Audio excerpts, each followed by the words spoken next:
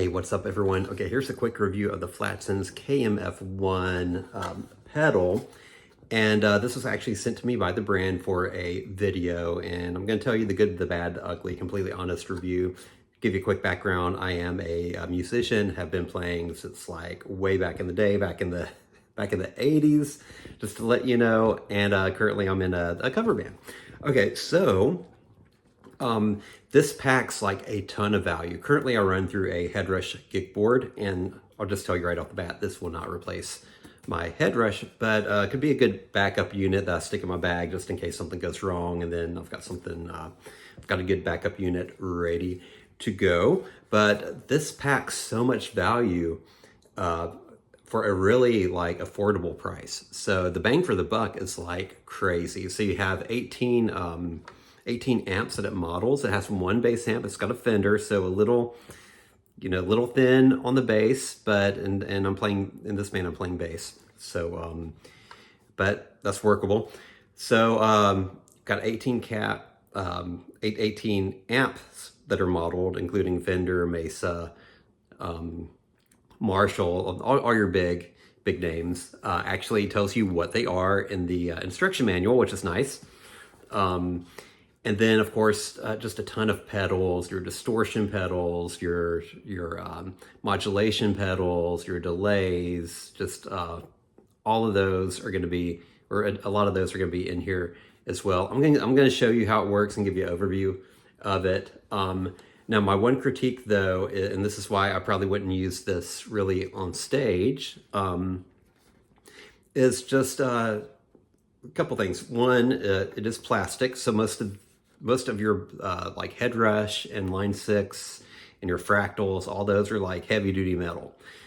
So I don't know if this could withstand just being plastic, if it could withstand the abuse that it can get on the stage.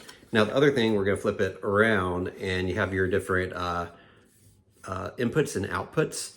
So you're limited there. You don't have the XLR out. Actually, my Headrush gig board does not have one either. So I use a cable that it's like a 1/4 inch to a XLR. So you would have to do the same thing with this. So just keep in mind that that it doesn't have the standard XLR output that you would typically see in a unit like that you would be performing with. The other thing too is that it takes batteries. However, it does not come with the power. So you can get the 9-volt power supply. That's standard with a lot of pedal boards. You can, I'll use the one that I have for my Headrush, so it's not a big deal. For me, just keep in mind that it does not come with the power supply. You would have to get that individually if you don't already have one. So your outputs right here, I got to look at them real quick. So you've got your input for your guitar. You've got that looks like an auxiliary. Yeah, auxiliary. You've got your headphone, right? Your output or your headphone. So this is what would be like your 1/4 inch to XLR if you're on stage, or it could go into like a speaker or amp if you're at home, or you can be rocking out with your headphones. It's got a USB cable, and this would be the power cable if you have one. Okay, so let's take a look at it plugged in. Okay, so it actually turns on when you plug in the your guitar cable into the input. That's what turns it on, so there is no power switch. And then what you do, so the thing is, remember to unplug it when you're done, especially if you're doing batteries. And then automatically it gives you your presets. So this one's called Starman, probably a David Bowie type sound. Bohemian is gonna be Queen. Smells like, that's gonna give you a Nirvana sound. So you already have these presets in here that you can select just by toggling these foot switches. You can toggle to additional ones by hitting these numbered buttons right here. So at 2, you've got Michael Jackson, Beat It sound, Crazy Train, Ozzy, Pop. 3, so keeps on going. That's probably a Metallica sound right there. Neo Soul. Okay, when I click this button, it goes from memory into stomp. So memory is going to be your presets like that, and then stomp, these are going to be where you can customize these. So you've got your amp, your cab, your modulation, and then your reverb. Okay, so when you're in stomp mode, this is going to show you kind of the setup of your pedal board. So for this preset, I've got my drive, I've got my amp, I've got my cabinet, delay, and reverb. You can see the little squiggles there. That means that is selected. So if I toggle, I can toggle between those. If I'm on stage with it already set up, I can just turn off whatever. Like if I don't want the drive or reverb, I just touch these buttons and I can turn it off. Now, if I want to edit this, so this is a drive pedal, but let's say I want to change it to something else. So I just take this there's filter, modulation, dynamic. Okay, so those are the other options that you have. But you only have these 5 banks and you can't have multiples of the same thing. So I couldn't have like 2 distortions on here. So that's kind of a limitation right there. Now, if I want to edit it, so I'm going to go here to edit.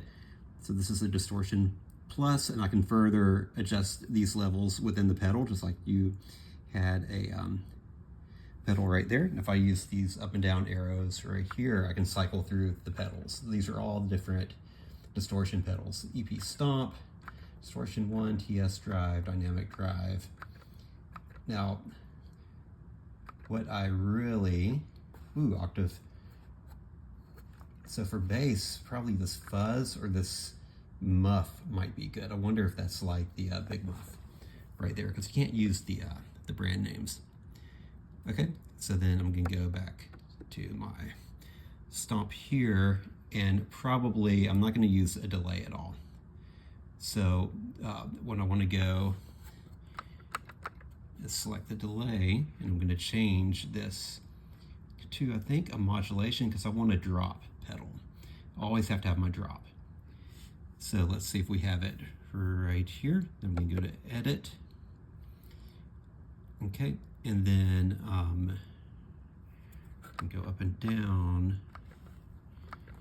So these are my choruses, the vibe, rotary, vibrato, detune. Okay, this would be my drop, or either the detune or the pitch shift. So I think it's gonna be the detune. It's gonna be my drop pedal. So that's great that it has this, very handy when you're on stage and you're doing songs or even practicing. If you have a song that you're learning or playing that's maybe a step down or half step down. Okay, let's see how it sounds right now. I've got it plugged in, got my bass, set up the different pedals that I wanted. Now, the one thing that I did notice is that there is no, and this is probably the biggest weakness, my biggest complaint, is there's no volume, no master volume or anything. So there is an expression pedal that you can use as a volume pedal. I had my 2000 watt amp hit about freaking, luckily I had the volume on my bass turned all the way down. Otherwise it would have freaking blown me through the wall and probably blown out the speaker. It's like maxed up. So you're gonna have to go in there and adjust the volumes and everything. It would be nice if you just had a master volume switch like the head rush and line 6s and pretty much every other pedal does. But anyway, it actually sounds really good. So I had to turn the volume on my speaker, my head rush speaker, way down, and it's still freaking loud.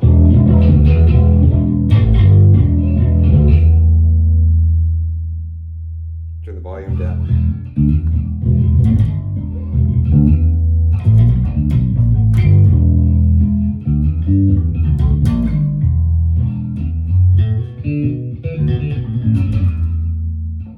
So it sounds good.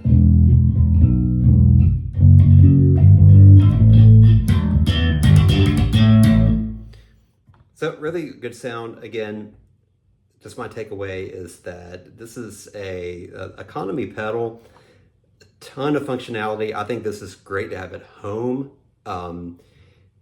Probably not for use on stage unless you have it as a backup, but really fun thing just for at home, for practicing, or if you're taking it somewhere, if you're in a dorm room or something, you got your headphones on, it's gonna be fine for that. And again, you have all these amps, all these different pedals and everything that it will model. So a ton of functionality in it, just a couple drawbacks for if you were to use this on stage.